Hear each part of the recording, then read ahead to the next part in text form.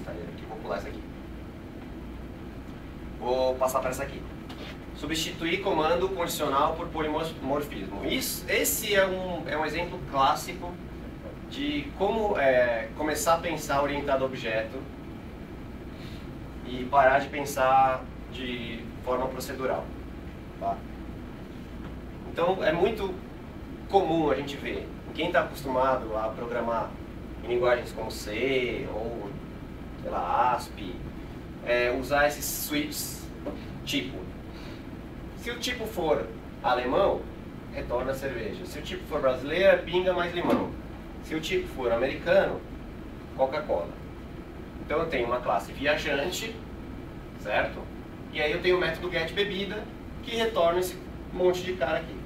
Né? Então eu tenho um tipo de viajante.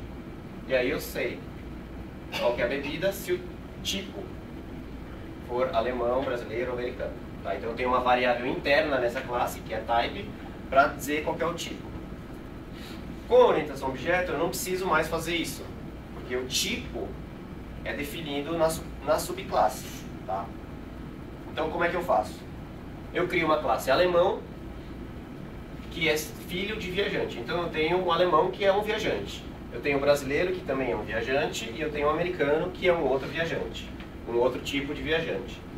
E aí eu tenho que a bebida do alemão é cerveja, a bebida do brasileiro é pinga mais limão, e a bebida do americano é Coca-Cola.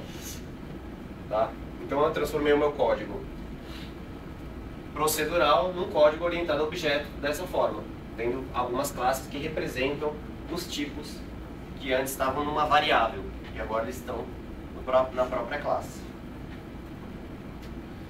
Tá? Vou pular esse aqui também.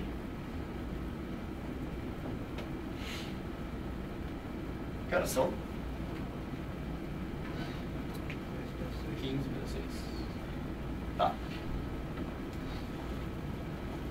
Encadear construtor. Então uma outra refatoração. Muitas vezes você tem construtores onde você duplica código. Tá? Então você tem um construtor que recebe o nome e a idade. Aí você tem um outro construtor que recebe o nome, a idade e o endereço. E aí a implementação desse atribui o nome para o nome, a idade para a idade, aqui o nome para o nome, a idade para a idade e o endereço para o endereço. Então tem uma forma de você encadear isso daí. Fazendo como? Você cria você faz um dos construtores chamar outro construtor. Tá? E aqui é a mesma coisa. Então o que é comum chama no outro construtor, esse chama esse e esse chama esse. E aí aqui você faz só o que você tem que fazer para esse método. Quem conhecia essa refatoração? Essa daí já é mais famosinha. Quem conhecia essa aqui? Um pouco menos, né? Vamos lá. Então, esses foram alguns exemplos, tá? E no livro do Martin Fowler tem 78 exemplos de refatoração. E a ideia é a gente começar a usar essas ferramentas, mas principalmente o que é mais difícil é identificar quando o código precisa ser refatorado ou não precisa ser refatorado. E aí tem alguns cheiros que indicam se o código está precisando de uma refatoração. Então, o que seria um cheiro, por exemplo? Código duplicado. Se tem código duplicado, é um cheiro de que precisa refatorar. Como? Eu posso extrair um método. Se eu tenho dois códigos que são idênticos, eu extraio um único método e nos dois pontos onde esses códigos estavam escritos, eu substituo pela chamada para o método. Tá? Ou uma outra refatoração que chama substituir o algoritmo, que eu não apresentei aqui, mas tem no catálogo. Se o método está muito longo, também é um indicativo, você tem um método muito longo, é um indicativo, é um cheiro de que você precisa refatorar. Como? Extraindo o método, substituir uma variável temporária por consulta, ou introduzir objeto parâmetro. Tá? Esse é o outro que eu não falei, mas que também está lá no catálogo. Se a sua classe está muito grande, talvez sua classe esteja com muita responsabilidade. Então, talvez seja um indício que eu precise extrair uma subclasse, como por exemplo, no exemplo lá do alemão, do brasileiro e do americano. Eu tinha uma classe que fazia muita coisa. Então eu extraí 3 subclasses e cada uma ficou com uma responsabilidade diferente conforme a bebida, né? Extrair uma interface ou duplicar dados observados, que é um outro refatoração que eu não falei. Ou quando você tem uma intimidade inapropriada, não vou definir muito bem o que é isso para não causar polêmica, mas na verdade intimidade inapropriada é quando você está, é o exemplo daquele substituição de herança por delegação. Eu tinha uma pilha e eu estava sabendo muito sobre o vetor, né, porque eu era subclasse dele, então eu estava muito íntimo. Uma subclasse, ela é considerada mais acoplada do que uma delegação, né? Uma herança é considerada mais acoplada do que uma delegação. Então, no momento que eu substituo essa herança por uma delegação, então eu estou desacoplando um pouco o código, tá? Uma outra forma é mover método. Então, às vezes você tem um método que está numa classe e faz mais sentido que ele esteja em outra classe. Então você usa mover método, mover campo, a mesma coisa. Tá? Quando você tem muito comentário no código, quando você tem muito comentário, é um cheiro de que você precisa extrair um método ou introduzir asserção. Tá? Extrair método quando eu extraio, eu posso dar um nome, como naquele exemplo lá, eu dou o nome do método exatamente porque era o meu comentário. Então eu tinha um comentário lá, imprime esse código, imprime cabeçalho.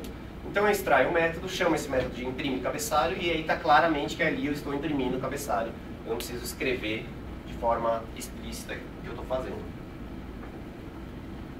Se eu tiver muitos parâmetros, um método lá que recebe 30 parâmetros, pode ser que eu esteja precisando refatorar, por exemplo, substituir parâmetro por método ou introduzir um objeto parâmetro, tá? Por exemplo, ou preservar um objeto inteiro. Então são refatorações que eu não falei, mas que aí eu tenho certeza que todo mundo vai atrás para descobrir o que é cada um desses. Mas os princípios são basicamente esses. O código que o computador entende, todo mundo é bem fácil de escrever, porque o computador vai entender. Se não tiver dando erro de compilação, o computador vai entender aquele código. Mas código que pessoas entendam, aí tem que ser bom. E a ideia aqui é que todo mundo seja bom. Quando você sente que você precisa escrever um comentário,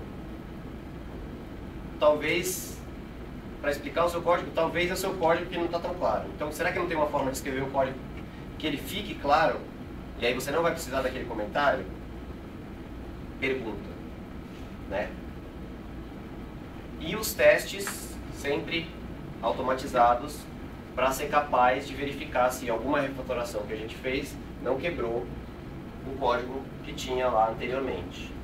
Tá?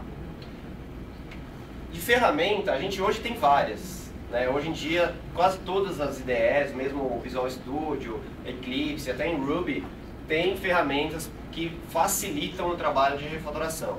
Então, se você, por exemplo, quiser renomear uma variável, você vai lá, seleciona a variável, clica o botão direito ou usa uma tecla de atalho, tem lá a opção refatorar, renomear, e aí ele vai renomear uma variável, ou extrair método e assim por diante. As ferramentas hoje, elas facilitam isso daí, ajudam a gente a não ter que fazer todos esses passos, né, que antes, aqui quando eu mostrei, estava lá, pega um pedaço, faz outro pedaço. Todos esses pequenos passinhos, a ferramenta ela já faz direto, né, ela facilita. E aí a gente tem que começar a aprender a usar a ferramenta, usar essas refatorações que a ferramenta oferece. Tá?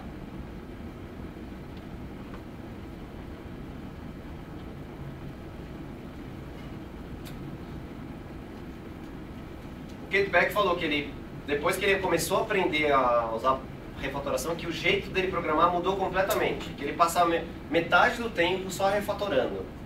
E aí depois a refatoração passa a ser um vício, né?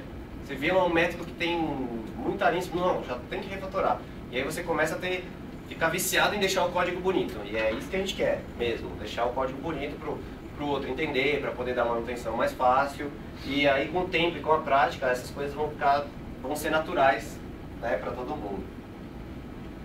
E então a gente fala que é importante superar o refactoring Rubicon. Rubicon é o point of no return, ou seja, existe um momento na vida de uma programação onde ele sacou que é muito importante refatorar e aí depois ele não consegue mais não